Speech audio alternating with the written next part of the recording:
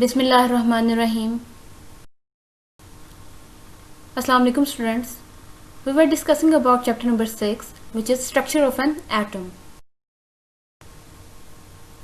Today we are going to discuss about isotopes. That what are isotopes? Let's see its definition. The atoms of the same element having same atomic number but different mass numbers are called isotopes.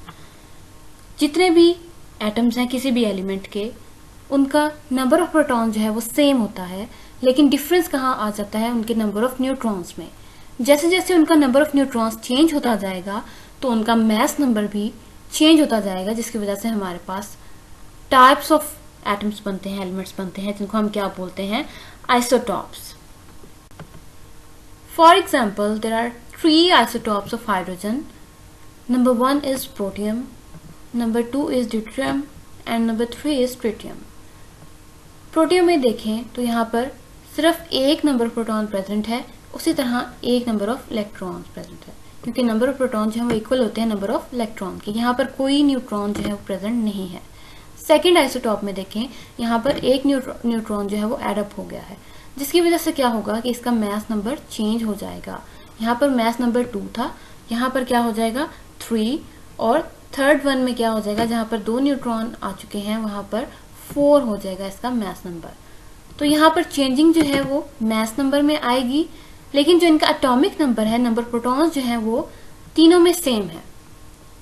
तो जब number protons जो है वो same होंगे तो हम क्या decide करेंगे कि ये एक दूसरे के आइसोटॉप्स हैं. उसी तरह से कार्बन की एग्जांपल लेते हैं. कार्बन के भी 3 आइसोटॉप्स होते हैं, जिनमें कार्बन 12 आ जाते हैं, कार्बन 13 एंड कार्बन 14. यहाँ पर भी आप देख सकते हैं कि तीनों आइसोटॉप जो हैं उनके नंबर ऑफ प्रोटॉन्स कितने हैं, 6, 6 एंड 6. नंबर ऑफ प्रोटॉन यानी एटॉमिक नंबर में कोई चेंज नहीं आएगा, बल्कि उनके जो नंबर ऑफ न्यूट्रॉन्स हैं वो चेंज होंगे, जिसकी वजह से उनका मास नंबर जो है वो इंक्रीज होता जाएगा. जिसकी वजह से कार्बन 12 जो है उसका मास नंबर क्या है 12, कार्बन 13 जो है उसका मास नंबर क्या है 13, एंड कार्बन 14 में मास नंबर क्या हो गया 14. So that's why these are called isotopes. If we look at carbon and nitrogen, are they isotopes? No, they are not isotopes. Why? There are actually different number of protons present. ठीक है, इनका atomic number क्या है, different है, जबकि isotopes में atomic number same होता है. So different number of protons, therefore they are not isotopes and they are completely different elements. Now there is another example of carbon element. क्या ये दोनों एलिमेंट्स जो हैं आपको आइसोटॉप्स लग रहे हैं? आपने कहाँ से चेक करना है, इसके एटॉमिक नंबर से चेक करना है. एटॉमिक नंबर दोनों का क्या है, सिमिलर है.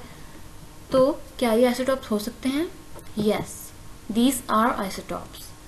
They have same atomic number, which means that same number of protons and different mass number. Now how do you know about number of neutrons in carbon atom?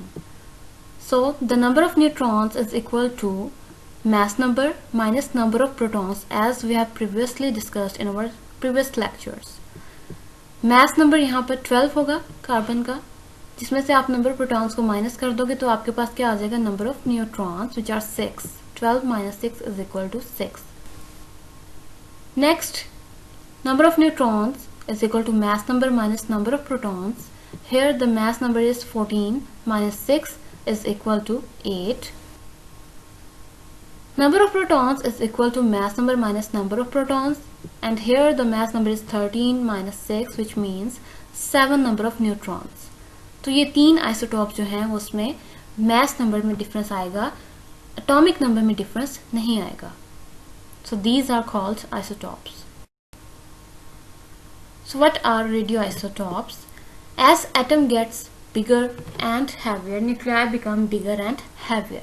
जैसे जैसे atom का size increase होता जाएगा वैसे वैसे जो nuclei है उसमें भी प्रोटॉन का जो नंबर है वो ज़्यादा होता जाएगा, प्रोटॉन न्यूट्रॉन का, जिसकी वजह से उनका साइज भी बढ़ता चला जाएगा. Proton need nuclear glue to hold them together. So neutrons provide this glow and prevent the positive charges of protons from repelling each other due to the strong nuclear force. And here are two examples of radioisotopes. Uranium and radium are mostly used radioisotopes. जैसे जैसे atom का size जो है वो increase होता जाएगा, उसमें stability से अनस्टेबिलिटी आती जाएगी और उसको आप क्या बोलोगे? Radio isotope. हाइड्रोजन के केस में क्या होगा? Last atom require more neutrons to hold nucleus. अब इन तीनों आइसोटॉप्स में से ज़्यादा न्यूट्रॉन्स जो हैं वो ट्रिटियम के पास हैं. 2 न्यूट्रॉन्स जो हैं वो ट्रिटियम के पास हैं. इसका क्या मतलब है कि ट्रिटियम जो है वो अनस्टेबल होगा, hence it's radioactive. Now there are some uses of isotopes. So carbon-14 is used to calculate the age of plants. इसका क्या मतलब है? जो कार्बन-14 हमारे पास आइसोटॉप है कार्बन का, उसको हम किस चीज़ के लिए इस्तेमाल करते हैं? किसी भी प्लांट की एज फाइंड आउट करने के लिए, मीन्स कि ये प्लांट कितना पुराना है. Next, nitrogen-15 is used to study the effects of nitrogenous fertilizers in plants. And sodium-24 is used to study circulation of blood. Phosphorus-32 is used in the treatment of blood cancer and bone diseases. Chromium-51 is another isotope of chromium which is used to study the red blood cells in patients with blood deficiency, which is also called anemia. There is an isotope of iron which is iron-59 used to study absorption of iron in human body. Cobalt-60 जो है उसको हम cancer के treatment के लिए इस्तेमाल करते हैं. इसके अलावा आयोडीन का एक आइसोटॉप है आयोडीन-131 जिसको कि हम एक डिजीज़ को ट्रीट करने के लिए यूज़ करते हैं विच इज़ कॉल्ड गोइटर, जिसे हम उर्दू में गिल्लड़ की बीमारी भी कहते हैं. Now there are some highlight points and there is a long question that define the term isotopes, write about the applications of isotopes in the fields of medicine and agriculture. इसका answer आपने यहाँ से start करना है. The atoms of same element having same atomic number but different mass numbers are called isotopes. यहाँ से आप definition की हेडिंग दोगे और यहाँ से अपना क्वेश्चन का आंसर स्टार्ट करोगे. उसके बाद आप एग्जाम्पल्स की हेडिंग दोगे जिसमें आप हाइड्रोजन की एग्जाम्पल बता सकते हो, 3 isotopes hydrogen and 3 isotopes of carbon. इसी तरह से सल्फर जो है उसके भी 4 स्टेबल आइसोटॉप्स होते हैं. तो ये आप एग्जाम्पल कुछ इसमें कोड कर सकते हो. यहाँ पर आप यूजेस ऑफ आइसोटॉप्स की हेडिंग दोगे टॉप पर, जिसमें आप ये 8 के 8 यूजेस लिखोगे. इसमें पहले 2 जो यूज़ हैं वो एग्रीकल्चर में है, बाकी जो है वो मेडिसिन में यूज़ है. तो टोटल यहाँ तक जो है आपका लॉन्ग क्वेश्चन जो है वो कंप्लीट हो जाएगा आइसोटॉप्स का. आई होप कि आपको समझ में आ गया होगा आज का लेक्चर आइसोटॉप्स का. So thank you so much. अल्लाह हाफिज़.